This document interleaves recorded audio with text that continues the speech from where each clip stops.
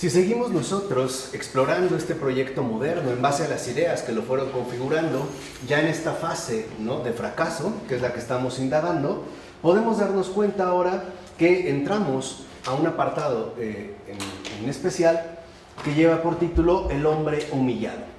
¿Qué sucede en este caso? Pues que los humanistas del Renacimiento intentaban ya rechazar los argumentos que mostraban las miserias de la condición humana. El tema, de hecho, de la pequeñez del hombre es tradicional, al igual que las razones invocadas para rebajarlo. Por ejemplo, unas serán cosmológicas, o sea, la situación del hombre sobre la Tierra en el punto más bajo del universo. Otras serán biológicas, la indignidad de su materia original en tanto gota inmunda, ¿no? Digamos, es el planteamiento. Pero esto se compensaba, a su vez, con la exaltación de la dignidad que el hombre ostenta por la presencia en él de una chispa del fuego creador, o de la ley divina que se le ha confiado, o del intelecto que puede unirlo a la divinidad, o por su libertad que le asemeja a Dios. Pero sucede que con la desestabilización moderna de estas concepciones del hombre, la antropología, para empezar, que vimos la ocasión anterior, ¿no?, se reduce a una mera ciencia natural. Es decir, la antropología deja de ser, por tanto, filosófica y o teológica, ¿no? Iban de la mano. Se naturaliza al hombre y por ende también la antropología se reduce a una mera dimensión natural. Y así es decir, el hombre, queda en estado de indefensión, ya que no hay nada que pueda defenderlo de los golpes asestados a su orgullo. Acudimos, pues, por así decirlo, en términos antropológicos, a la naturalización del hombre, es decir, al reducir al hombre como algo meramente natural. Y ello tanto más cuanto que el hombre se encuentra en lo sucesivo atacado ya no solo en su relación con lo que no es él, por ejemplo lo exterior, sino también desde el interior mismo de lo que le conforma como tal. En efecto, ¿de qué estamos hablando?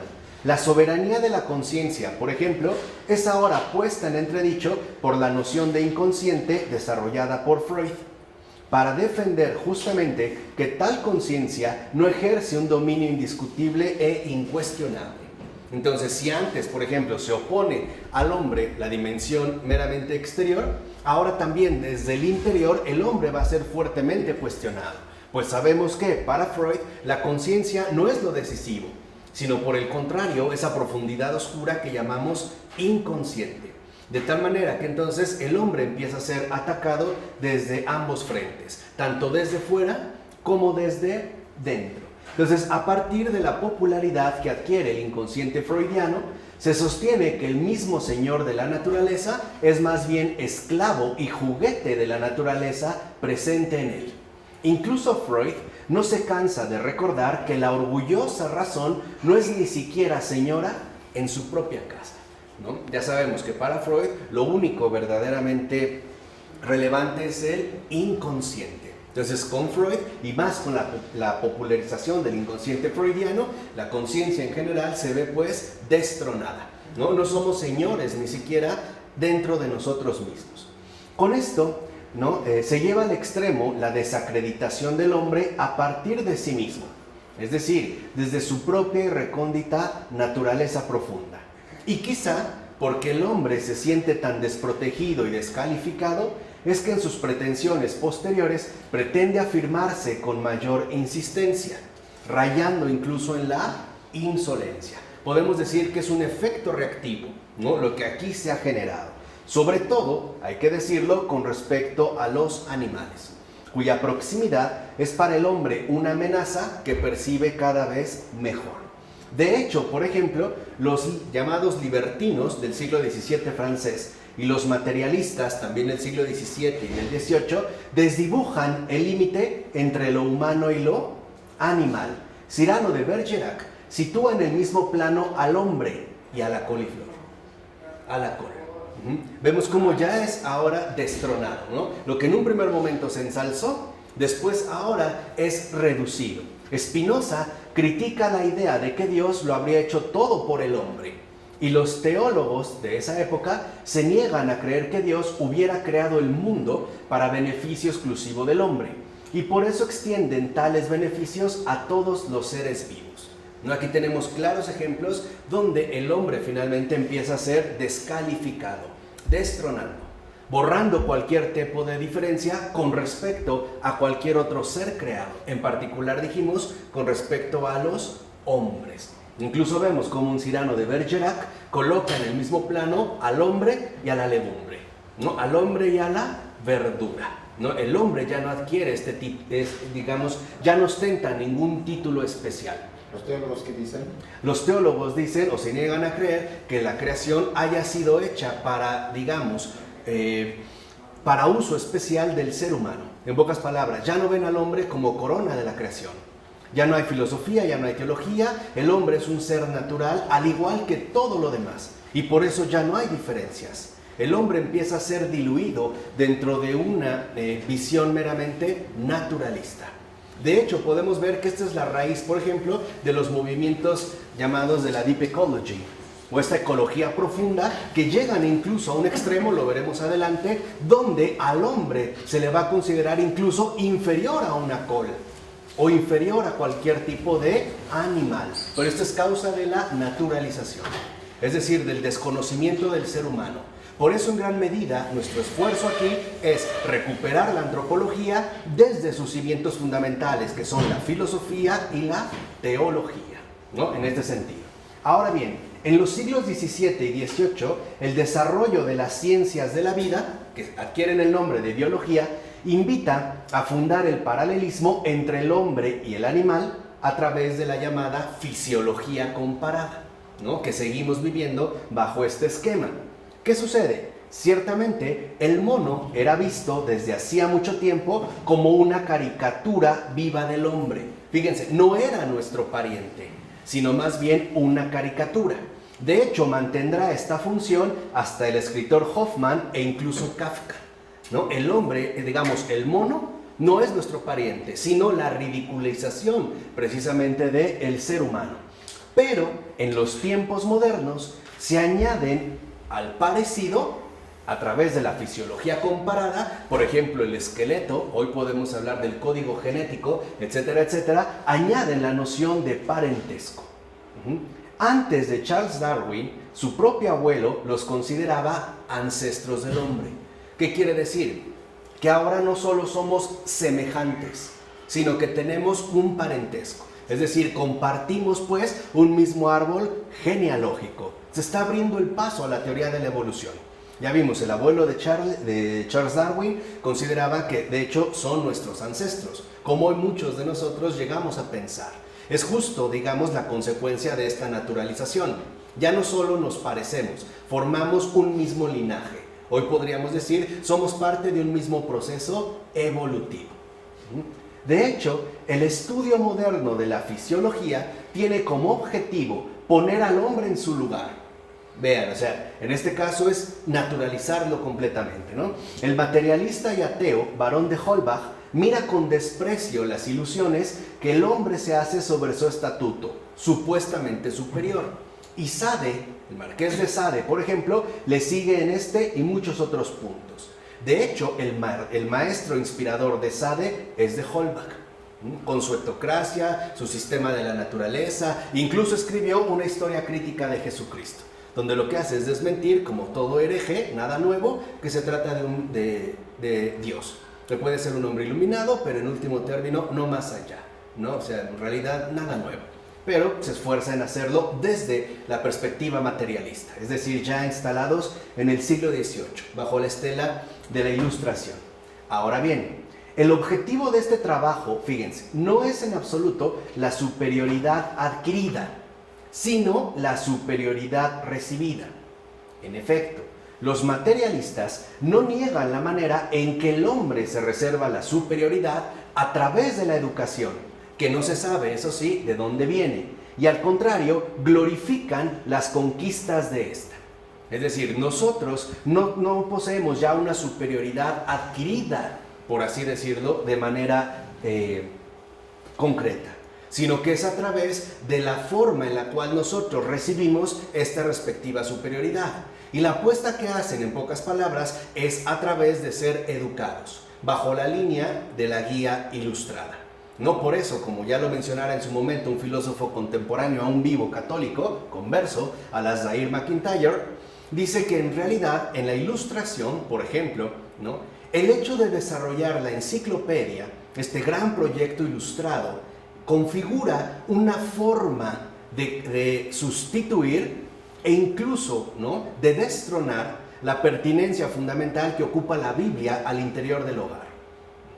O sea, si antes el centro de referencia en todos los sentidos es la Biblia, ahora la enciclopedia quiere destronar a la Biblia. Y todo lo que necesitamos saber, todo lo que nos va a ser provechoso para este proyecto ilustrado, lo encontramos precisamente en las enciclopedias. De hecho, muchos de nosotros podemos tener una en casa todavía, ¿no?, después de 300 años. Y si tuviéramos alguna duda acerca de algo, especialmente en las ciencias, ¿no?, que aquí se han especializado, se supone que acudiríamos precisamente a la enciclopedia, ¿no? Entonces, no solo hay una rivalidad, sino también un intento de superación. Por eso, la manera en la cual se considera dentro de este movimiento ilustrado que podemos ser superiores es a través de la educación que recibiremos de parte de los ilustrados. Por eso la apuesta que hacen va sobre la educación. Nosotros no tenemos dignidad, no nacemos con dignidad, la adquirimos, por eso se habla de la recibimos, por eso se habla de superioridad recibida. Nosotros la recibimos a través del proyecto ilustrado, en tanto un modelo educativo que pretende llevar al hombre a que adquiera precisamente dicha superioridad. Entonces, en todo caso, lo que vemos pues es que su verdadero adversario es el dogma de la creación del hombre a imagen de Dios. Ese es el adversario. El proyecto ilustrado, precisamente, ¿no?, va a tener en este sentido, ¿no?, como el verdadero adversario, este dogma de la creación. Va a decir, nosotros no hemos sido creados, somos producto de un proceso meramente natural. Y por lo tanto, lo que nos dignifica, lo que nos hace recibir esta superioridad que podemos ciertamente alcanzar es la educación. Y cuando hablan de educación, por supuesto que están hablando de la educación ilustrada. Es decir, el conocimiento de todo aquello que la enciclopedia nos aporta. Por eso, si ustedes lo ven hasta la fecha, la enciclopedia trata de abarcar la mayor cantidad de materias posibles. Desde definiciones, palabras, temas, etcétera, etcétera, etcétera, ¿no? Así como hoy a lo mejor una enciclopedia trae química, física, biología por volúmenes, ahí estaría pues la reserva para poder recibir la dignidad que podemos adquirir. Por otra parte, en este sentido, con la teoría de la evolución, el paralelismo entre el hombre y el animal se completa en la idea de un paso sin ruptura del uno al otro. Es decir, el paso del mono al hombre, ¿no? Pareciera que se desdibuja, que todo ocurrió de una manera natural y en este sentido aproblemática. Entonces, en este caso, la posibilidad de transponer el parentesco biológico a la identidad y de hacer que el hombre pierda su situación privilegiada se convierte ya en una tentación demasiado fuerte. Aquí sí ya es, digamos, una situación meramente explícita. Por eso, Maupassant, no sé cómo... Maupassant exclama en 1888: hay que estar ciego o ebrio de estúpido orgullo para creerse otra cosa que una bestia apenas superior a las otras. Aquí ya vemos pues cómo se rebaja al ser humano y considerar que el que se crea superior como hombre a cualquier otra especie sería más bien alguien estúpido. Y de hecho, dicho sea de paso, los que en general desprecian al hombre suelen ser los que en su vida privada actúan como cerdos respecto a los hombres individuales. Es decir, son los más déspotas, son los demás, ¿no? Y los santos que, sin embargo, quizá tendrían derecho a despreciar a la vulgar humanidad, no hacen sino amar cada vez más a su prójimo. Ocurre justamente lo contrario, en el caso, digamos, del santo y del ilustrado. Entonces, en todo lo anterior, ¿qué se esconde? Y esto es lo interesante de destacar, pues el desprecio por el hombre real y concreto. Eso es lo que hay. Obviamente, este desprecio, ¿no?, por el hombre real y concreto está a su vez sustentado en el desprecio por lo creado. Y en último término, en el desprecio repudio y rechazo por el Creador. Por eso hay que rehacer todas las cosas según una línea naturalista. No hay creador, no hay dignidad, el hombre es una bestia, igual que cualquier otra que no posee superioridad, pero hay que dignificarla. ¿Cómo? A través precisamente de hacerla ilustrada. Ahora, sobre esta actitud despectiva, la confesión más reveladora es quizá la de un personaje del Marqués de Sade. De hecho, podemos decir que es el propio Marqués de Sade el que habla a través de este personaje. ¿Qué dice aquí? Dice este personaje: oh, qué enigma es el hombre.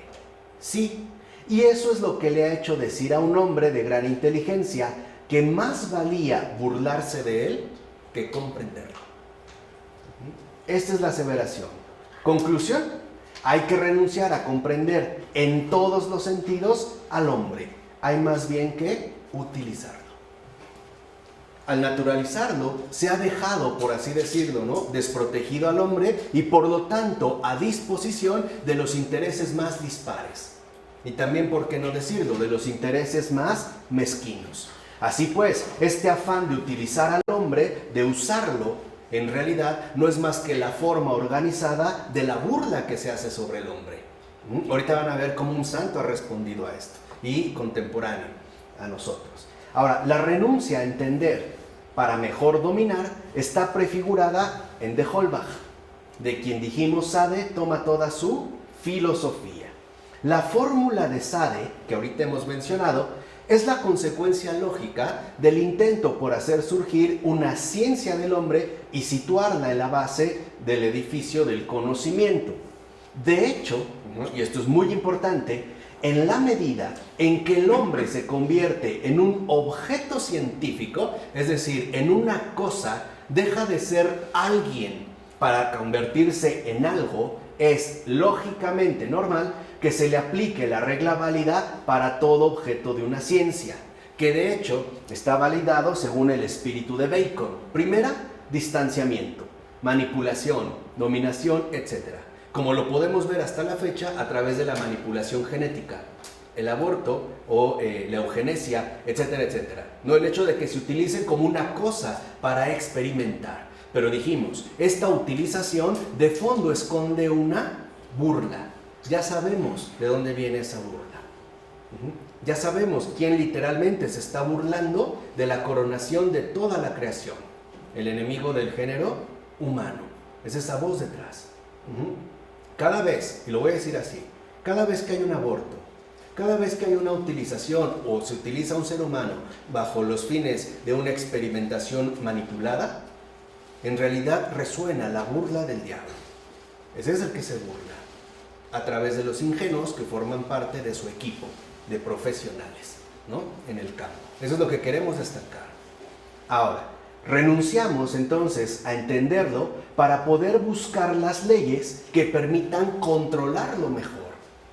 No hay que comprenderlo, hay que dominarlo, hay que controlarlo.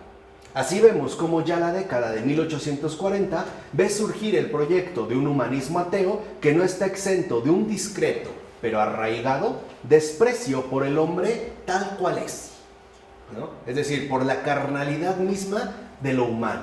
El joven Marx, por ejemplo, afirma no preocuparse por el hombre concreto, corrompido por sus condiciones actuales de vida. Y ya después Maduro tampoco lo hará en un sentido concreto. Le interesa más bien la categoría del proletariado, que termina siendo una abstracción que no toma en cuenta la realidad concreta del hombre tal cual es. Al mismo tiempo y de forma contemporánea, Kierkegaard desenmascara, tras la ruidosa autosatisfacción de su siglo, una secreta desesperanza del hombre en sí mismo por ser eso justamente, un hombre. Entonces, ahora lo lamentable es ser hombre, ¿no? Y unos años más tarde, Flaubert, no sé si así se pronuncia, está Flaubert, ¿no?, poco tierno con el género humano, es aún más contundente en sus sospechas. Vean, aquí ya lo resume muy bien esta lógica. Dice: el siglo XVIII ha negado al alma. ¿Matar al hombre será quizá la tarea del siglo XIX? Pues no, no fue la tarea del siglo XIX, fue la tarea del siglo XX.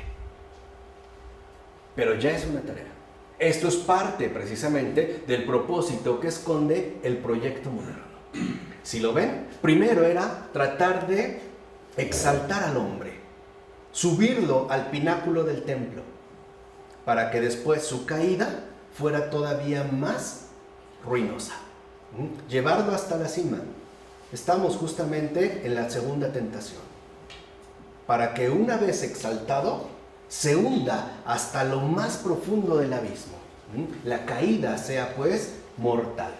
Por su parte, Dostoyevsky hace un diagnóstico análogo en 1864, al final de las Memorias del subsuelo. ¿Qué dice ahí Dostoyevsky? Dice: nos resulta incluso penoso ser hombres, hombres hechos de cuerpo y sangre. Nos da vergüenza, lo consideramos como un oprobio y nos gustaría ser más bien una especie de hombres universales, inexistentes, es decir, ideas. Si aquí lo vemos, entonces parece que ahora lo vergonzoso es la carne, o sea, la encarnación. Aquí ya está pues asomando la cola de ese espiritualismo demoníaco que en su momento estudiamos de la mano de Fabrice Ayash. ¿Vale? Eso es lo que quiero que vayan detectando. Finalmente, Robert Musil ha resumido el espíritu de su época de la siguiente manera: sin que se sepa bien por qué, era bueno humillar al hombre. Así lo resume. Sin que se sepa muy bien por qué, se consideraba bueno humillar al hombre. De hecho, hoy lo seguimos considerando como algo bueno, como algo aceptable, como algo incluso necesario. Así pues, podemos decir que el desprecio por el hombre no ha disminuido en nuestra época. Al contrario, se ha incrementado. Hay gente convencida de que mientras más personas mueran, la cosa va a estar mejor. De que somos demasiados, de que ya es mucha gente, de que incluso pues un exterminio masivo no nos vendría tan mal. Hay un secreto desprecio por el hombre, más o menos arraigado en los corazones. ¿Por qué? Porque formamos parte de este proyecto, por lo menos en cuanto a los efectos producidos en lo profundo. Fíjense, y esto a pesar de personas como el gran profesor Jérôme Lejeune. ¿Qué pasa con él? Ella está en su proceso de beatificación. Él fue un médico, de hecho fue un genetista, es el padre de la genética moderna. Él descubrió el llamado T21, es decir, el síndrome que provoca la deficiencia mental, el síndrome de Down. Él fue el que lo descubrió y que aparte se dedicó en cuerpo y alma a hacer notar lo siguiente. Conste, estamos bajo el contexto en el cual el desprecio por el hombre está en su mero apogeo. ¿Qué pasa con él? El profesor Lejeune, padre... Lejeune. Bueno, el profesor Lejeune, padre de la genética moderna, fue un sabio que ha conocido, comprendido, consolado y defendido al mayor número de personas afectadas por enfermedades de la inteligencia en el mundo. Él es el gran defensor de los deficientes que hoy llamamos mentales, que para él tienen que ver con enfermedades de la inteligencia y que de hecho, dirá él, son profundamente dolorosas. Porque a pesar de que haya una deficiencia en los términos de inteligencia, eso para nada toca o disminuye la realidad afectiva de esas personas. En pocas palabras, no porque creamos que son tontos intelectualmente, no sienten y por lo tanto no padecen también, ¿vale? Él, digamos, es con lo que va a luchar y jamás, ¿no?, pensó en excluir a ninguna de estas personas de la ayuda que requieren, tanto médica como humana. Es decir, nada de desprecio, por el contrario, siempre una atención, tratarlos como lo que son, personas, y atenderles como se merecen, o sea, como personas, no como disminuidos. Si hoy lo ven, lo seguimos utilizando, no decimos ciegos, dicen disminuido visual, es una estupidez. Es la manera de disfrazar las cosas para generar una cierta noción de inferioridad.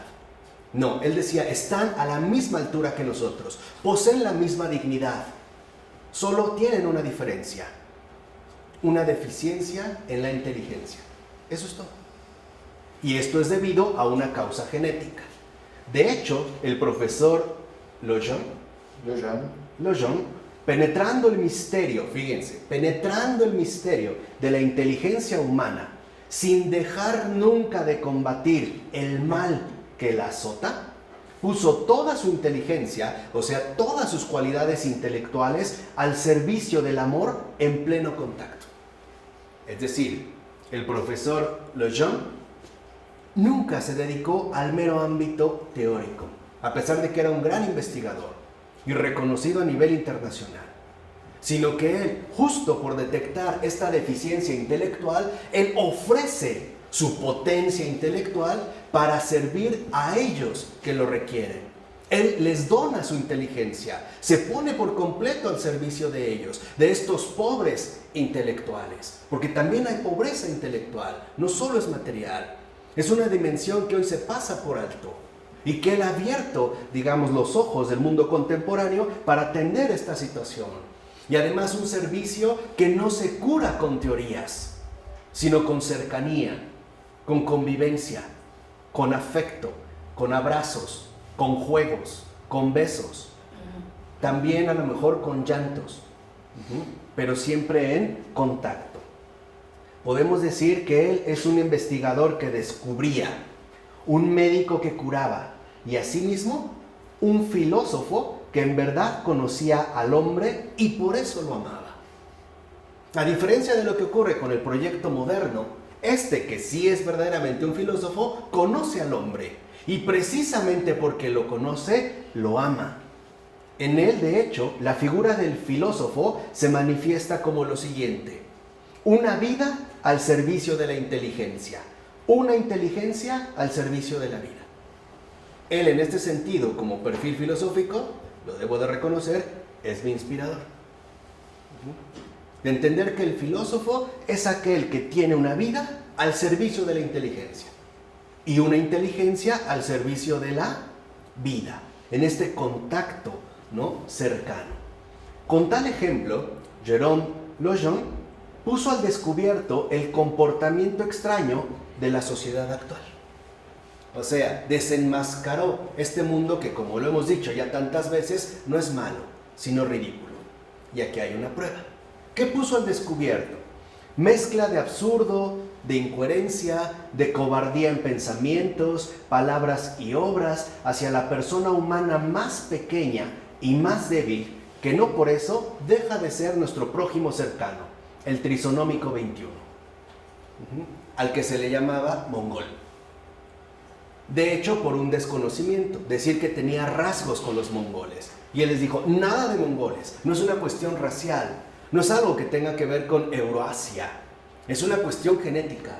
Además, por el mal que azota la realidad humana. Es decir, también esto es obra de las consecuencias que ha traído consigo el pecado.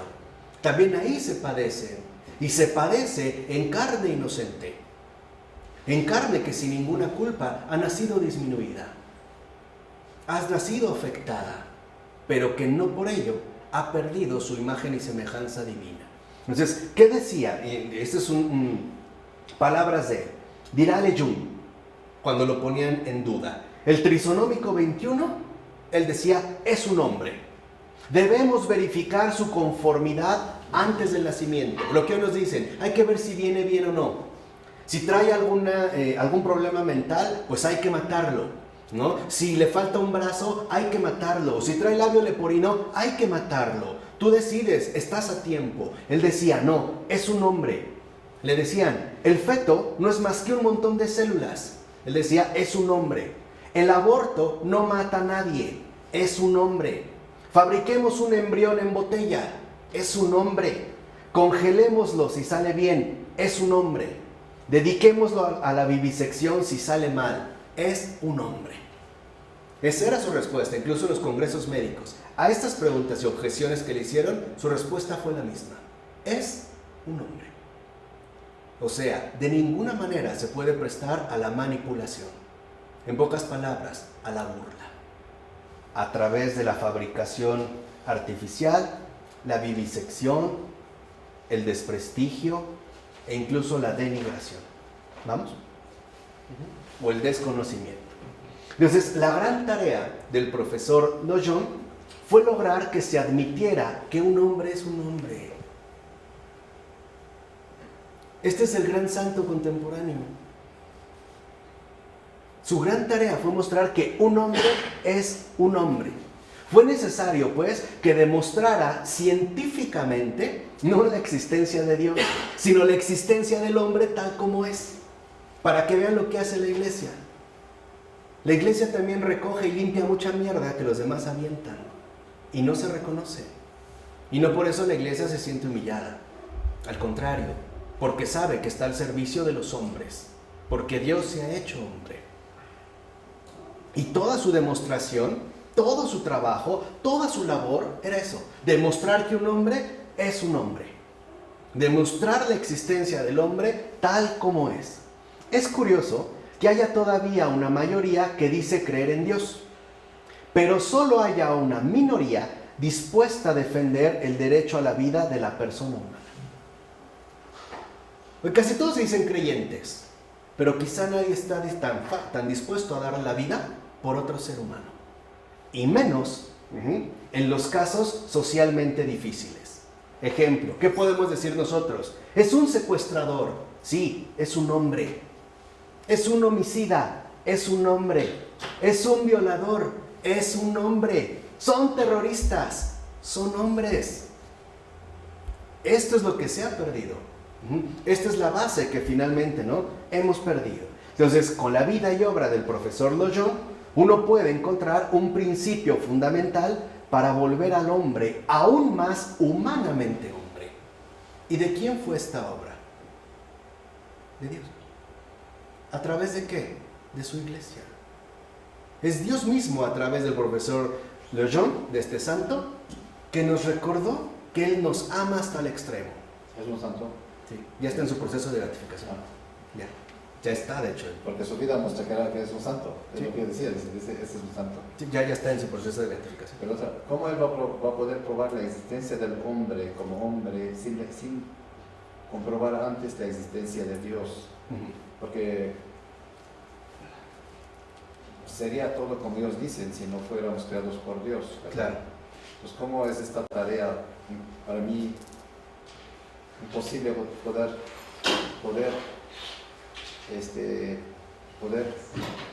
probar la existencia del hombre como hombre y no poder probar antes que fue creado por Dios, que lo ama? Sí, que claro. somos hermanos, sobre todo, ¿no? La hermandad. Sí, sí, sí. Y que provenimos de una sola descendencia que es de Dios. Claro. De Dios. Lo que pasa es que en esta labor, es una pregunta interesante, en esta labor el profesor Lojon se tomó muy en serio lo que dijo San Juan. Si no amáis al que ves, menos amáis al que no ves. Dicho de otra manera, si no amas a tu prójimo que ves, si no amas a ese hombre de carne y hueso que ves, con el que puedes entrar en contacto, menos dirás que amas al que no ves. Mientes. Y él lo que hace es comenzar ahí. Comenzar por lo visible, amando realmente al que vemos, para que ahí descubramos al que no vemos. Es justo el movimiento fundamental que se requería bajo estas circunstancias.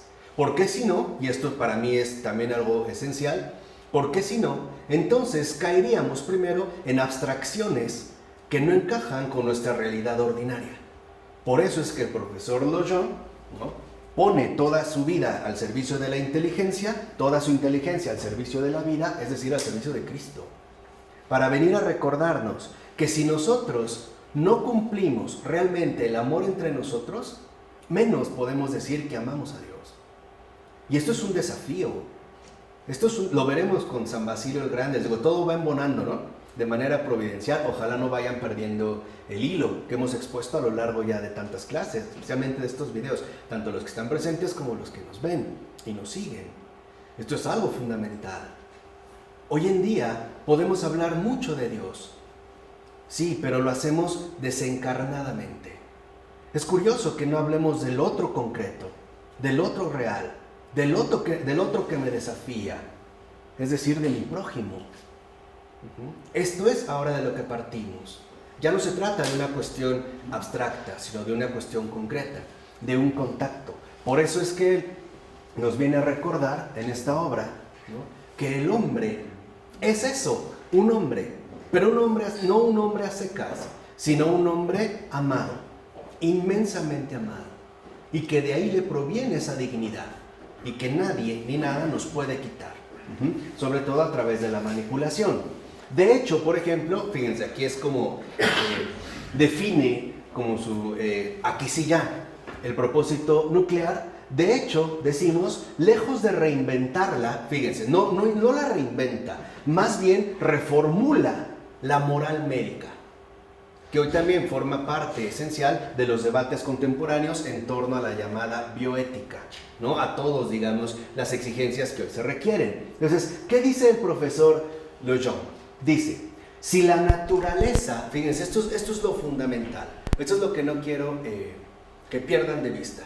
Dice este doctor, si la naturaleza condena a veces, a través de los defectos que podemos padecer, si la naturaleza condena a veces, el papel de la medicina no es el de ejecutar la sentencia, sino siempre el de intentar conmutar la pena, sanando, curando. Vean la gran diferencia. Dice, eso es un médico. De otra manera no es un médico, es un asesino, es un impostor, porque se quiere asumir el papel que no le corresponde, de juez soberano. Por eso dice, ok, si la naturaleza condena a veces, la medicina no es la que ejecuta la sentencia, sino al contrario, la que intenta conmutar la pena. Es decir, sanando, curando, ayudando. Por eso vean aquí también la otra transformación fundamental que se vive. En una época en la que el pesado, ¿no?, nefasto, pienso, luego existo, es la base de la relación con el otro, el profesor Lejeune prefería la esperanza serena de dejadle vivir, él pensará. No decidas por él, déjale vivir, él pensará. No lo que dice Descartes, a ver, yo pienso que es mejor matarlo porque viene deforme o porque va a ser una carga. Déjalo, él pensará, déjalo. O sea, ayúdale, ¿no? Pues estaba convencido, fíjense, de que se puede mejorar el estado de las personas afectadas por enfermedades, malestares, se le llamaba más bien, de la inteligencia, e incluso curarlas, a través de darles la libertad de espíritu, que renueva todas las cosas y personas. ¿O no es verdad que, como dijera San Pablo, el poder de Dios se manifiesta en la debilidad del hombre? Y esta era también parte de las, digamos, de las bases teológicas del profesor Lejeune.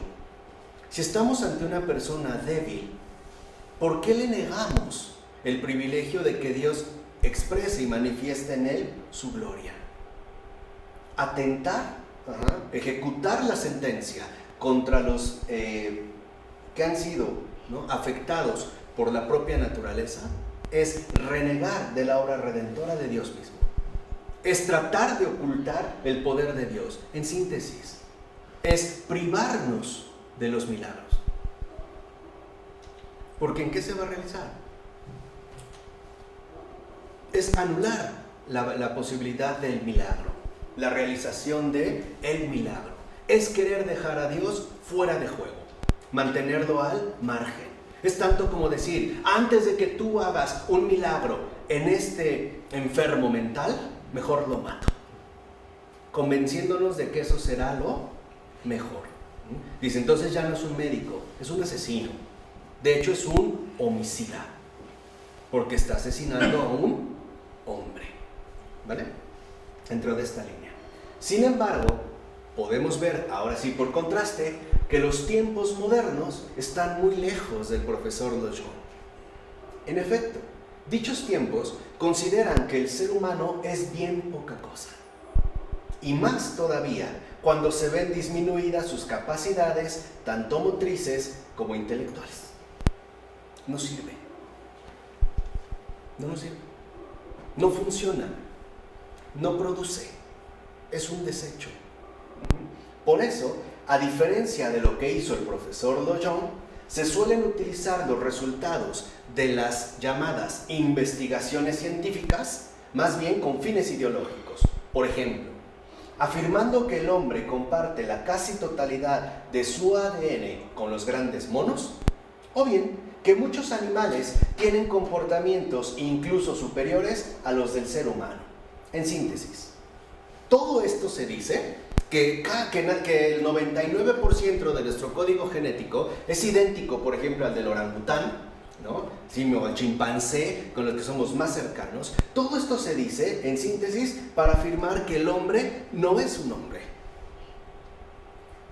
Es todo, menos un hombre. Es un animal, es, un accidente biológico, es todo, menos un hombre. Justo en el sentido inverso de lo que proponía el profesor Ochoa. También, de que Dios no existe finalmente. Claro, sí, eso es a dónde va. Sí. Entonces, desprestigiar la criatura no es un hombre. Entonces, ¿qué quiere decir? Que si el hombre no es un hombre, Dios no se ha hecho nada. No ha hecho absolutamente nada. Es acabar con toda su obra, ¿no? E incluso acabarla carnalmente, como nosotros ya lo percibimos. Por eso vemos cómo ahora el acento se pone no solo en la modestia de la naturaleza humana, sino en la vileza de las actividades del hombre. Mucha gente ya tiene bien incrustado ese veneno, ya está bien envenenada, incluso en su inteligencia, por estas ideas. Por ejemplo, considerar que el hombre es el depredador universal, el destructor mayor, como aparece en la película Avatar. Y a cambio nos proponen algo que no es un hombre, un avatar simbiótico, ¿no? Un híbrido entre la más alta tecnología y la raza más puramente hippie, ¿no? Si vieron la película saben de qué estoy hablando. De hecho, la escena conmovedora es cuando llegan los seres humanos, estas bestias destructoras acabando con todo. Y salimos entusiasmados de la película, sí, pero en el fondo ya hay un dardo. Odiamos al ser humano.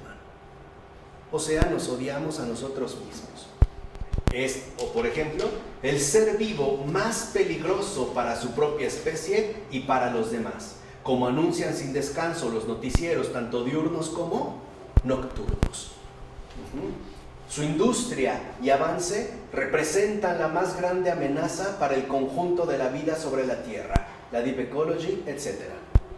En síntesis, más valdría que nunca hubiera existido. Es el desprecio por el hombre. No es este desprecio original que pertenece a Satán. No, justamente lo que ha despreciado es la obra del Creador. No se ha rebelado contra la criatura del Creador y por ende contra el Creador mismo. El odio fundamental de Satán es hacia nosotros y a través de nosotros hacia Dios. Es la misma línea que aquí se mueve. Entonces fíjense, según Sade, habría sido incluso deseable que la humanidad hubiera de hecho desaparecido. ¿Qué dice Sade? Son palabras de Sade. La extinción total de la raza humana no sería sino un servicio a la naturaleza humana. Ya, ahí está claro. Que desaparezca la raza humana es lo mejor que puede ocurrir. Y alerta, nos siguen inyectando dosis pequeñas de este veneno, poco a poco. El desprecio al hombre, el odio al hombre, poco a poco, a través precisamente del cine. ¿Cuántas películas no hay donde se habla de la casi extinción de la raza humana? El día después de mañana, solo quedan unos cuantos. O sea, la criminalidad, ¿no?, se disfraza de normalidad para que cuando vaya ocurriendo ya estemos bien inmunizados, bien anestesiados. Y no solo lo veamos como algo grave, sino peor aún, como algo deseable. ¿O no es lo que plantean muchas películas a través de la destrucción masiva de los seres humanos por obra de los zombies? ¿O de los extraterrestres? ¿O de los cataclismos naturales? ¿Que de verdad no se han dado cuenta? que literalmente dentro de este mundo mediático se escupe una espuma llena de odio hacia el hombre. ¿Que no estamos ya habituados a las series policiales, de investigación, de intriga, de terror, de romance, donde con una facilidad extraordinaria se saca una pistola y se mata a otro o a 100 con una bomba? ¿Qué no han visto ya de verdad esa maquinaria de guerra que de hecho funciona con la propaganda bélica que dará como impulso fundamental a la Segunda Guerra Mundial? Dicho sea de paso, lean un libro que se llama Sed de Sangre y habla de esta maquinaria de guerra, más bien ideológica, donde se invita a matar como sin nada. Hoy vemos, les decía en estas series, ¿no?, qué fácil es matar a otro hombre. Qué fácil es asesinarlo, en solitario o en muchos.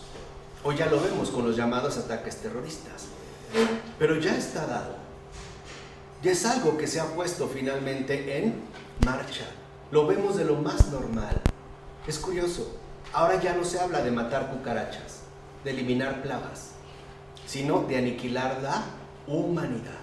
De hecho, ese es el objetivo. Esa es la guerra total. Así entonces, ¿no?, a final de cuentas, todos estos ataques que ahorita hemos ido, ¿no?, poniendo al descubierto, culminan en una paradoja.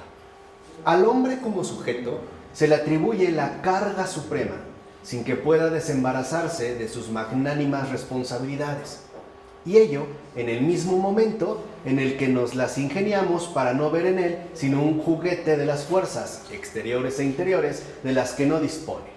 Y en último término, un depredador que mejor habría que eliminar de la faz de la tierra. Dijimos, hacia allá apunta, ¿no? Se llega entonces a un antropocentrismo sin nombre, es decir, al reino del hombre inexistente, que es el objetivo último de la tentación diabólica. Ese es el motor del proyecto moderno. Ese es el propósito. Ya vimos, lleva 3 siglos y créanme, va ganando terreno de maneras muy sutiles. Este es el objetivo último de la tentación diabólica: llegar al reino del hombre inexistente. Primero se planteaba, dijimos, ¿no?, al hombre para después, al final, hacerlo desaparecer.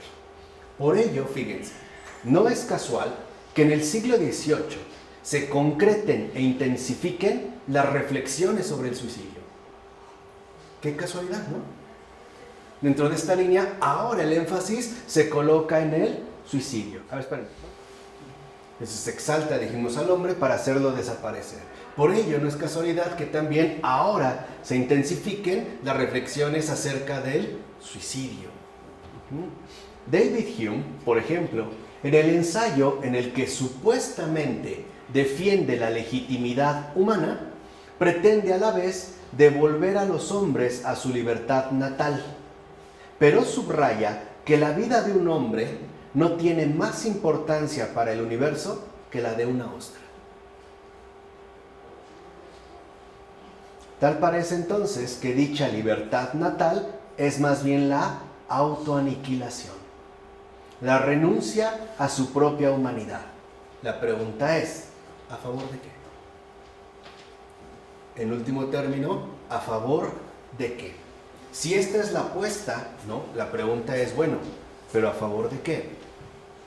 Dentro, digamos precisamente, ¿no?, dentro de esta línea, ¿a favor de qué? Así llegamos entonces a el sujeto sometido.